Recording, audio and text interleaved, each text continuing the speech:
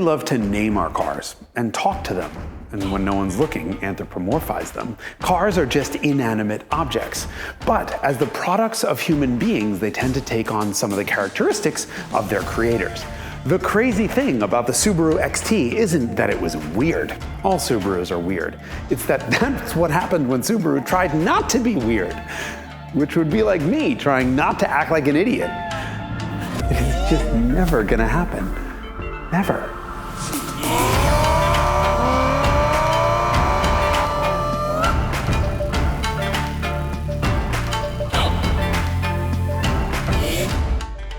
Subaru is a quirky car company, we know this, but it's genuinely always been the case. But these days they do things a little bit differently with flat four engines and all-wheel drive. But at the beginning, they were completely nuts, totally weird, out in left field. And I'm not talking about normal looking things like this Subaru XT. No. Subarus were strange in every way. They were bizarre looking, yes, but they always had a weird mix of utility and function. After all, Subaru is a product of Fuji Heavy Industries, not a Formula One team or a stylish megalomaniac. And the desire for utility resulted in all-wheel drive.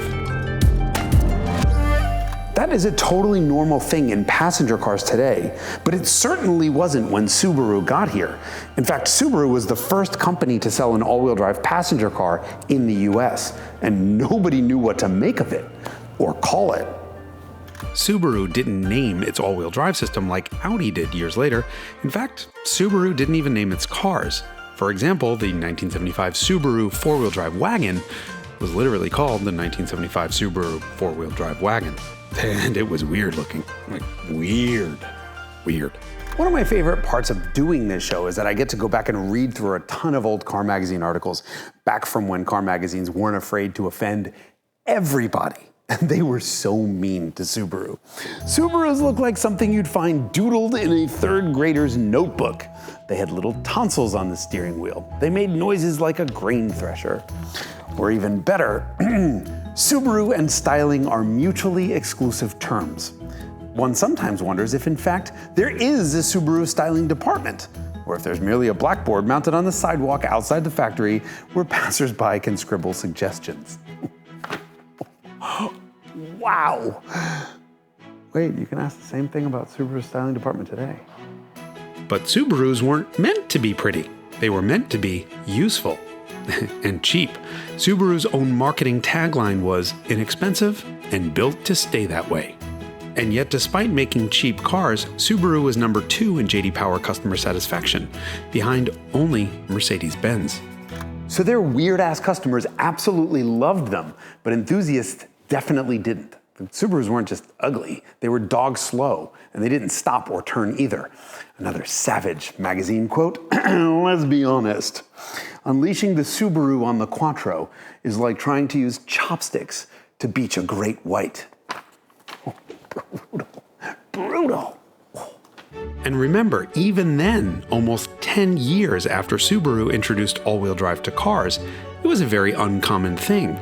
In fact, the very year this thing came out, 1985, Car and Driver assembled every single passenger car sold in America with four-wheel drive. There were 7 of them. That's it. Meanwhile, it's the mid-1980s, and the rest of the industry is finally starting to wake up from the malaise-era nightmare. Cars are starting to get quick again, and fun. Toyota has a Celica, Honda has a Prelude, and Subaru has a problem. See what I did there? It was the problem and the Subaru, the Honda, and the... I'll go close the door.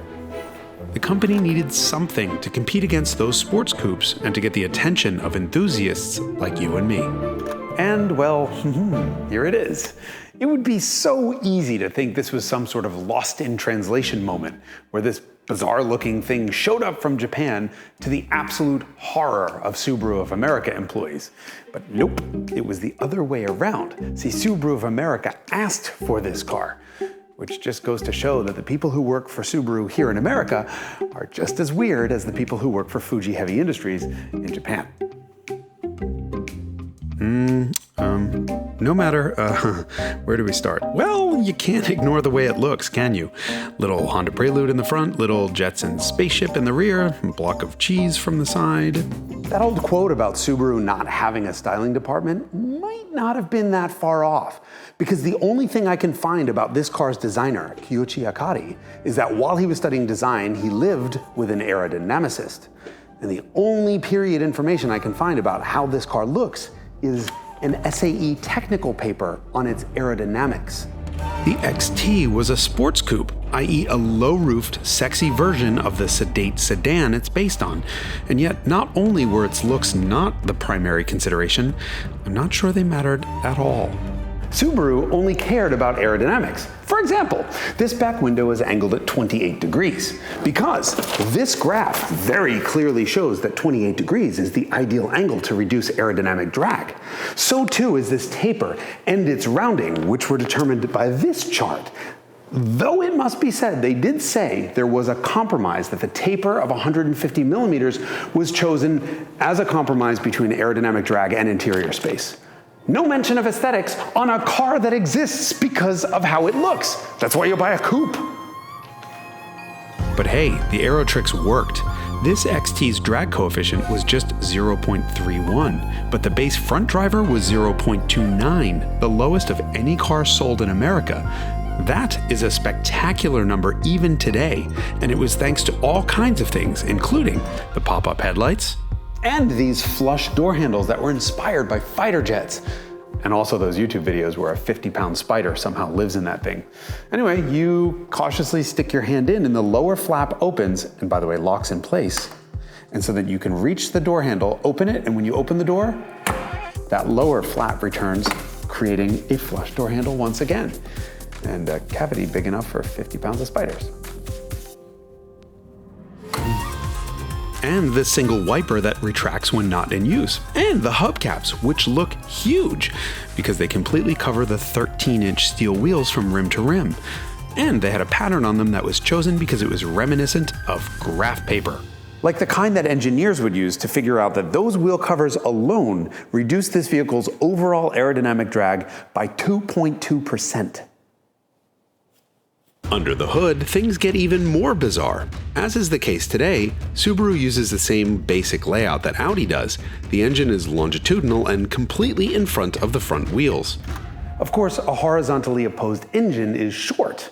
This would be an inline 4. This is a flat 4. And that engine's crankshaft is only 12.5 inches long. Look, see? 12.5 inches. See? Ta-da. It's the same old EA Series Flat 4 that came out in the 1960s. Punched out to 1.8 liters for the power-hungry US market, it made 71 horsepower. Then it got a water-cooled turbocharger blowing 7 pounds of boost. Then it got single overhead cams for 1985, making 7 pounds of boost, now good for 111 horsepower. Sorry, 111 horsepower. The XT Turbo posted blazing acceleration numbers for a Subaru. And since it had a 5-speed manual, it meant you had to shift twice to get to 60 miles an hour, which meant you had to touch the shifter twice. And if you play with the tip of it, it engages four-wheel drive. Look, it's in this interior where you start to realize that this thing so clearly predicted the future of the automobile. And no, I'm not kidding. 5-speed dick shift aside, the XT is a fascinating preview at all the features that are available on modern cars, just as seen through the lens of what was imaginable in the 1980s. First of all, like today's cars, it had a digital dash, but instead of just a digital speedo and tach, it also had a perspective pictogram of the car with tach and boost gauges that look like sidewalks. And when the suspension is raised, the little car rises up too. Yeah, the XT has height adjustable suspension. It gains 1.5 inches of ground clearance anytime you put it in four-wheel drive, and then it lowers itself again at highway speeds, just like today's cars do.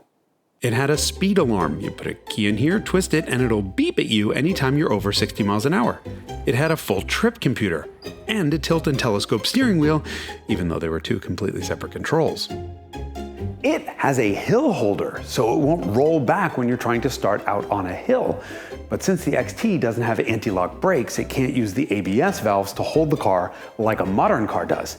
Instead, it uses 1980s magic, otherwise known as a ridiculously complicated system with a ball bearing that knows when you're on a hill and then diverts hydraulic pressure from the clutch pedal over to the brake pedal to hold the car until you release the clutch. It's amazing. Modern feature, 80s tech. There are more modern car features, like it has different upholstery front and rear like a Lucid Air. The front seats predicted that 35 years later, I'd be sitting in a voiceover booth saying it looks like a cool toned-down version of Porsche's Pascha fabric. The headliner is synthetic alligator skin, and the rear seat is covered in smooth vinyl.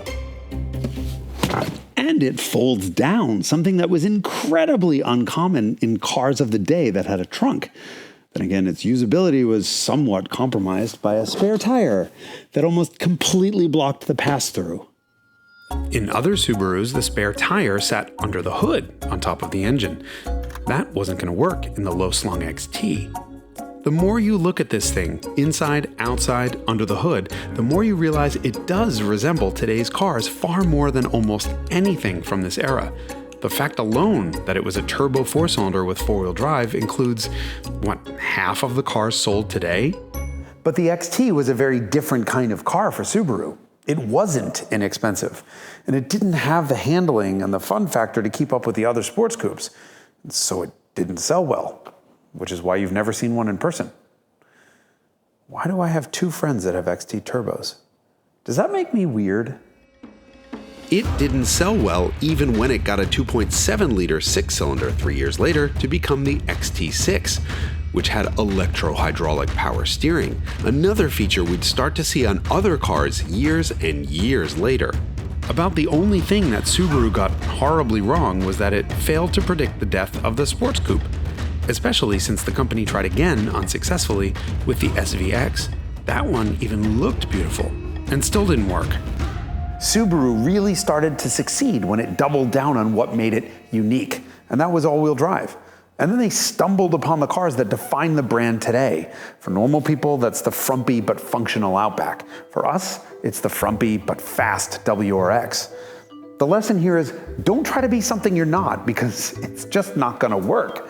This is what happens when you're weird and you try to be normal. The weird still shines through. It always does. Trust me, I'm intimately familiar with this concept.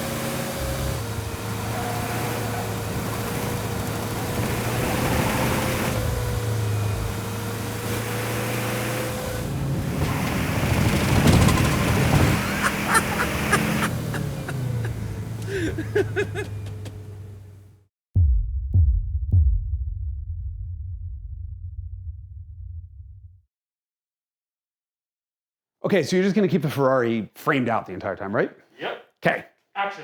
I'm not some rich YouTuber asking you to like and subscribe. Hey, up, keep the Ferrari out. I'm an automotive journalist asking you to like and subscribe. And that's because that's how YouTube works. If you don't click those buttons, YouTube doesn't know you liked what you've just seen and isn't gonna show you any more of it. And if you don't like what you've just seen, well, join the club. And by that, I mean the Hagerty Drivers Club, which gets you access to this award-winning magazine, as well as discounts on amazing stuff. And if you still don't like what you've seen, well, then just leave a nasty comment, because that's how the internet works. I need to go clean that up.